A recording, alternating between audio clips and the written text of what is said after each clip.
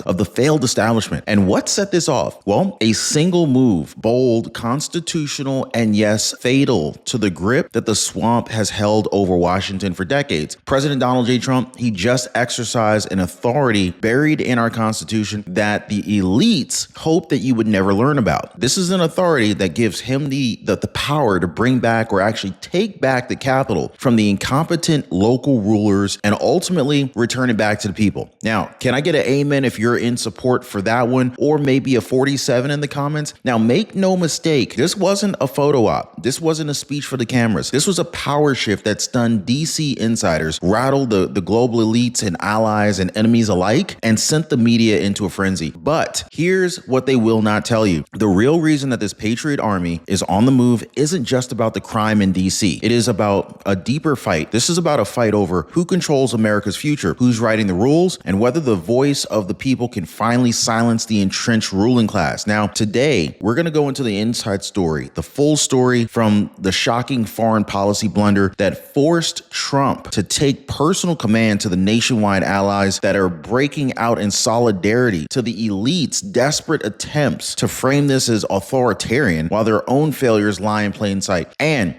when you hear what's coming next, you're finally going to understand why this moment could be the turning point in America's modern history. Now, if you appreciate the news updates, take a second, click the like button, and subscribe. Now, look around, guys. Today, August 2025, isn't just another summer day in Washington, D.C. No, it's a day that's going to be remembered as the moment that the people decided that they weren't going to watch their capital rot under some failed leadership any longer. Down Pennsylvania Avenue, down Constitution, and spilling into the Freedom Plaza, you see a sea of red, white, and blue. Families, veterans, small business owners, young people waving flags, not in anger, but in unity. This is not unrest. Don't get it twisted. This is not chaos. This is a constitutional defense force, and it's made up of ordinary Americans. Now, it's not just here in Washington, D.C. We're seeing this across the nation, from the streets of Dallas to the town squares in Iowa. The same thing is happening there. Patriots are moving. They're standing shoulder to shoulder, and they're making it very clear. The capital belongs to the people, not to the entrenched elites who have failed to protect it. Do we have any patriots watching the show today? If you're a patriot, drop a patriot in the comments right now. And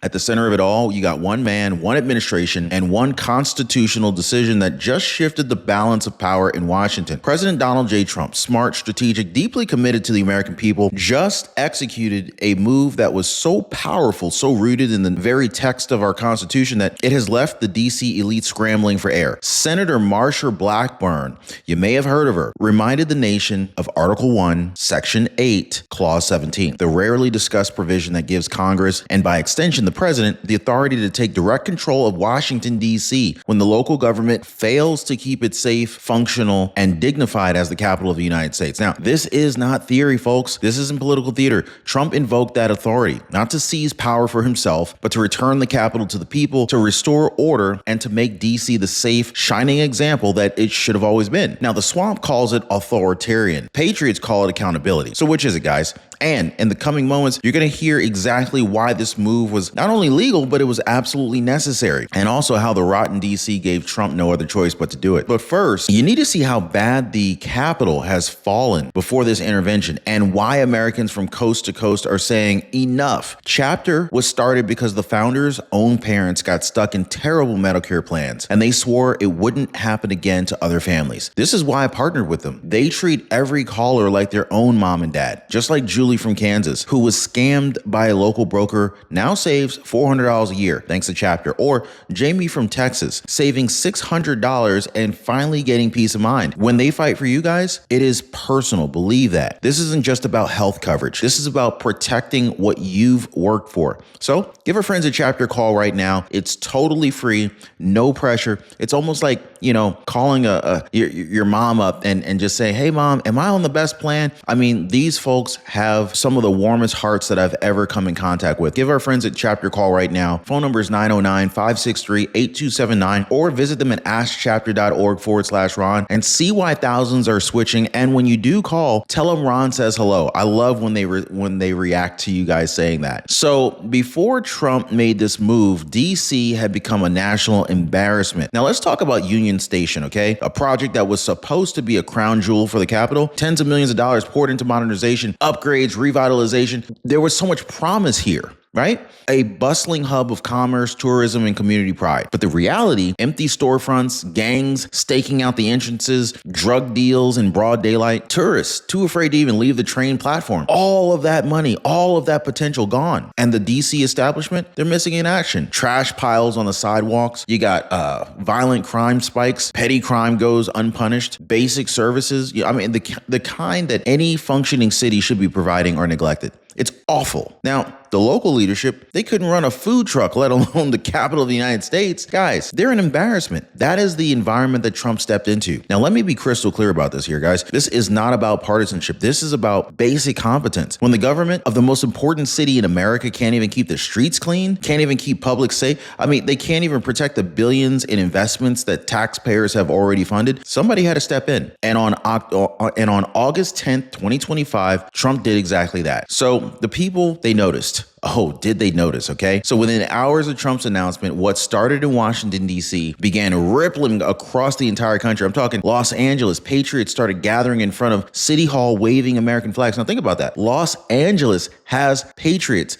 Don't get it twisted, guys. I understand, Governor Gavin Newsom is ruining the state, but there are still patriots in California. Let me know where you're watching from today. Do we have anybody from California watching the show today? Guys, Los Angeles patriots came out, gathered in front of City Hall, waving American flags, chanting for law and order, demanding that their cities follow Trump's example. You had small towns across Texas, courthouse steps filled with families that are holding homemade signs reading, "We stand with Trump." Does anybody here watching the show stand with Trump? Let me know, guys. Now, this wasn't some scripted campaign rally. No buses, no paid protesters, just Americans who had enough of watching their country's capital descend into chaos and who realize a leader willing to fix it. Now, here's the part that's really making the DC elite sweat. These rallies, they're not just about DC anymore. They're actually about a broader rejection of the way that the elites have run things for decades. The Patriot Army is saying, look, if you can't do your job, we'll go ahead and back the leader who can. But not everybody's happy. Behind closed doors, DC power brokers are calling emergency meetings, media producers are rewriting the scripts, and political operatives are scrambling to spin this in their favor. And the backlash, it's already getting ugly. Now, in just a second, I want to tell you exactly how the DC elites and their media allies are trying to twist this into something that it's not, and why their panic is the clearest sign yet that Trump's move, this big move here, this move hit him where it hurts. Now, you can almost hear the glass shattering in the DC back rooms. Within hours of Trump's move, the usual suspects in the Capitol, they started crying foul. They called it authoritarian, dangerous, even un-American. I mean, that's funny, right? I mean, coming from the same crowd that sat back while the Capitol decayed into a playground for criminals and special interests. Guys, the media wasted no time rolling out their script. They weren't showing the Patriot Army waving flags in unity. They were cherry picking the shots. You see what I'm saying? They were trying to paint this as unrest. It wasn't unrest, okay? Why? Because they know the public sees the truth. And if they see what a constitutional restoration actually looks like, then it's over for the DC status quo. Now, here's the kicker. That outrage that you're hearing from the elites, it's not outrage, it's fear. Fear that the gravy train is over. Fear that contracts, influence, and sweetheart deals that they've basically rallied on for decades are suddenly at risk. Fear that a president is finally using the Constitution to take power away from them and give it back to the people. But while the swamp flailed, something else was happening overseas. This was a major signal that Trump's moves are sending shockwaves far beyond the Potomac. So across the Atlantic, the United Kingdom, J.D. Vance, he was on a diplomatic mission, okay, meeting with Foreign Minister David Lammy at the historic Chevening House, but it wasn't business as usual. Outside those gates, protesters gathered, waving signs, making noise, trying to push back against Trump's America First agenda, reaching foreign soil. Now, the optics were undeniable. America's political fight is clearly no longer confined within our own borders. Trump's decisive action in D.C. it's being watched very closely by allies and adversaries alike. Now, some are inspired, others a little nervous, and that nervousness is telling because it means that they know the days of weak, do-nothing Washington are over. Now, what's more here, the UK meeting, it really kind of underscored a very simple truth. Trump's domestic moves are not happening in isolation. Every time he asserts control at home, it strengthens America's position abroad. And this is exactly why the elites are here and overseas. They're paying attention. They can't ignore it. But this is not the only international story that's shaping the moment. What happened between one of Trump's envoys and Vladimir Putin may be one of the clearest examples yet of why the president is taking a more direct role in foreign affairs. Now, of course, I'm going to take you inside the diplomatic blunder that forced Trump to tighten his grip on high-stakes negotiations and why that particular move might just prevent a major foreign policy disaster. So while the headlines in America focused on Washington, D.C., a different kind of storm was actually brewing on the international stage. So Trump sent Steve Witkoff, a trusted businessman and longtime ally, to meet with Russian President Vladimir Putin. Now, the goal was to explore potential steps toward de-escalating the war in the Ukraine. But somewhere between Putin's words and Witkoff's report back, the message got badly distorted. Now, Witkoff, he came home saying Putin was willing to give up certain Ukrainian territories in exchange for a ceasefire. Now, it sounded almost too good to be true, and it was. So when European allies and President Zelensky pressed for details, the truth came out. Putin hadn't offered to give anything back. In fact, he doubled down, demanding Ukraine hand over heavily fortified land Russia had failed to capture. Now, for Trump, this wasn't just a bad report, it was a wake-up call. In matters that are this critical, the president knew that he couldn't rely solely on second-hand accounts. This is why he's now taking a more direct role in foreign negotiations, ensuring America's position is communicated with strength and with clarity. And so this brings us to the very next rather pivotal moment, Zelensky's defiant stand in the face of Russia's demands, a stance that really tested the resolve of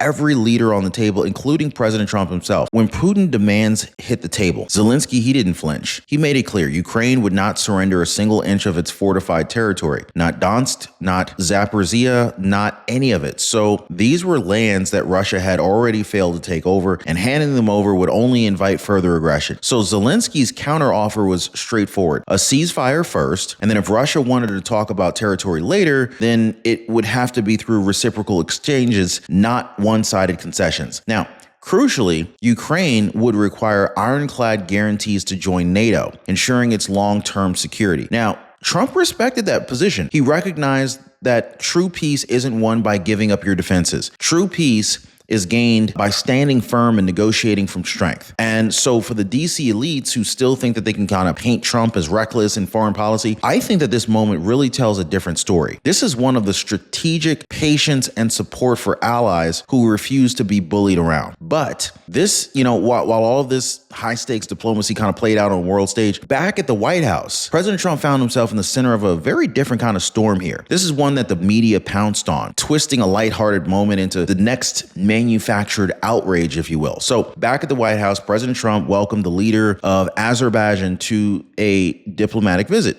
Right? Now, it was supposed to be a straightforward meeting, handshakes, discussion of regional issues, maybe even a few photographs for the archives, maybe for Instagram, Truth Social, Twitter, X, but leave it to the press to find something to spin. As the cameras clicked, Trump walked the Azerbaijan president through a section of the White House, displaying Trump 2028 merchandise, shirts, hats, memorabilia. With a grin, he joked, "Maybe I should run again. Everybody wants me to." Now, the Azerbaijani leader laughed and replied, "You should, Mr. President. We run forever." Now, this was clearly a very lighthearted comment, gesture. It was human. It was confident, right? And the media lost their ever-loving mind. Guys, they ran headlines about dictator talk, conveniently ignoring the context and the fact that Trump was just joking. He was just simply having a laugh during a diplomatic tour. These people, they're ridiculous. And so here's the real story. Moments like this really just show Trump's confidence. It shows that Trump's a real person, that he has a sense of humor, his connection with his guests, and his ability to keep the mood light even while carrying the weight of the presidency on his shoulders. Now, to supporters, it was just another reminder that the president doesn't hide behind the handlers or stick to some canned talking points. He engages, he jokes, he's a real guy. And I think that's why a lot of America got behind him in the 2024 race. Now, while the media was obsessing over a little joke here, something way more serious unfolded in Atlanta. A black police officer was killed in line of duty, and CDC employees were targeted by a right-wing extremist radicalized by lies in public health. Now, this attack took place right near the CDC's headquarters on the campus of Emory University. I've got friends that work there, and thankfully, I did get confirmation that my friends were okay. Unfortunately, there were shots that made it into the building, and I saw proof of it myself. Thank God everyone that I knew personally was okay. You know, it could have gone completely a different direction, and it's already as bad as it is. But what was the reaction from the DC establishment after this? What did we hear? Silence. There was no strong statements, no calls for unity against violence, just a void, as if acknowledging the attack would expose the deeper problem. Well, the Trump administration, however, treated this as exactly what it was. It was a wake-up call. If extremists are targeting our public institutions and law enforcement officers, then safety isn't just a DC problem, it is a national one. So this is why restoring order in the Capitol is more than symbolic. A lawless Capitol signals weakness everywhere. A safe Capitol sends a message. America defends its own. And Trump's actions in DC are part of a much larger strategy, one that extends from the streets of our cities to the highest halls of academia, where the fight against entrenched elites is just as critical. So while the streets fill with patriots, Trump is taking the fight to another entrenched power center, the elite universities that have for decades operated with zero accountability. So first on the list is UCLA. The Trump administration has demanded a $1 billion payment, or ultimately warned the school could be facing foreclosure. Not foreclosure, just regular closure. I was thinking about what's going on down in the Florida markets. Anyway, critics are saying that it's heavy-handed. Supporters are saying that it's long overdue. I want to hear from you guys. Is Trump being heavy-handed, or is this long overdue? Let me know in the comments. Guys, the message I think is simple. If you're taking taxpayer money, you're going to be held accountable to the highest standards, academically, financially, and politically, hands down. And then, of course, there's Harvard. The administration is moving to revoke patience and challenge what it calls blatant political bias in admissions. Now, to the swamp, this is sacrilege. To the Patriot Army, it's justice. The same people who look down their noses at ordinary Americans, they're now being forced to answer for how they operate. This isn't just about education. It is about dismantling the elite strongholds that have shaped culture, policy, and even politics for generations. Trump's DC restoration is not confined to the Capitol dome. It is a national effort to return power and influence to the people. So while the media fixates on the optics, something massive is actually happening in Congress. And the passage of what Trump proudly calls the big, beautiful bill, the largest tax cut in American history. We're talking no tax on tips, no tax on overtime, no tax on Social Security benefits, an expanded child care tax credit, a bigger death tax exemption to protect family farms and small businesses, expanded deductions for small businesses, and even a deduction for interest on American-made automobiles, cars, SUVs, trucks, vans. Senator Marsha Blackburn, she says that the average Tennessee family will see $2,600 in annual tax savings. Guys, $2,600 in tax savings, and this is just one example. Now, across the country, hardworking Americans, they're keeping more of what they earn, investing in their families, and they're building their futures. And so here's where it kind of ties back to DC. These policies, they can only survive if the Capitol itself is secure, if it's functional, if it's free from the chokehold of incompetent local governance. And Trump knows that. And I think that the Patriot Army knows that too. And so this is why the fight for DC's future is inseparable from the fight for America's prosperity. But the elites, they got one more card to play. This is a card that they've used for decades to protect their grip on power, and this time, Trump is calling them out on it. So if you've been watching the politics long enough, you probably know that elites, they have a playbook. One of their favorite plays is crying foul, only when they're losing though, okay? They're not gonna cry foul when they're winning. So right now in Texas, Democrats are furious over redistricting maps. They're claiming gerrymandering is destroying democracy. But here's the real truth. For decades, these same people, they've used gerrymandering themselves in Illinois and Massachusetts and Minnesota and California and all sorts of other blue strongholds to keep Republicans out of power. Instead of staying in Texas to make their case, what did Democrats do? The Democrats fled their state of Texas entirely, hiding out in Illinois with Governor Pritzker. Senator Blackburn put it perfectly. They should stop whining and get to work. Trump's America First movement, it's not about rigging the game. It's about finally playing by the rules that the elites themselves wrote, but now suddenly hate when they're held to their own standards. Yeah. And so this is really what kind of brings us back to today. Patriots in the streets, flags waving in the summer air, families, veterans, young people, all standing together here in 2025, August 2025, guys, all standing together in support of a president who's doing what the Constitution allows and what the country needs. This fatal move that the elites are panicking over, it's not a power grab. It is a rescue mission, a mission to return the capital to the people, restore safety, protect our prosperity, and show the world that America will not let its seat of government become a monument for failure. So the question is, where do you stand, ladies and gentlemen? With this restoration, the safety, the sovereignty, the prosperity, are you standing with all of that, or are you with the same entrenched insiders who let the capital crumble in the first place? Guys, the Patriot army is moving, the elites are stunned, and the rest of the world is watching. So here's the thing. The story does not end here. What happens next could reshape America for decades. And if you think today was historic, wait till you see what comes next. Now, if you're fired up right now, you're not alone. Millions of Americans are watching this moment unfold, and they're asking the exact same question. Well, what happens next? Well, YouTube already thinks it knows exactly which video you're going to want to see after this one. And trust me, you don't want to miss it. It's popping up on your screen right now, and it dives even deeper into the moves that Trump is making behind the scenes that the media hopes you never hear about. So click that video, watch it, stay with me, because the fight for America's future is just getting started.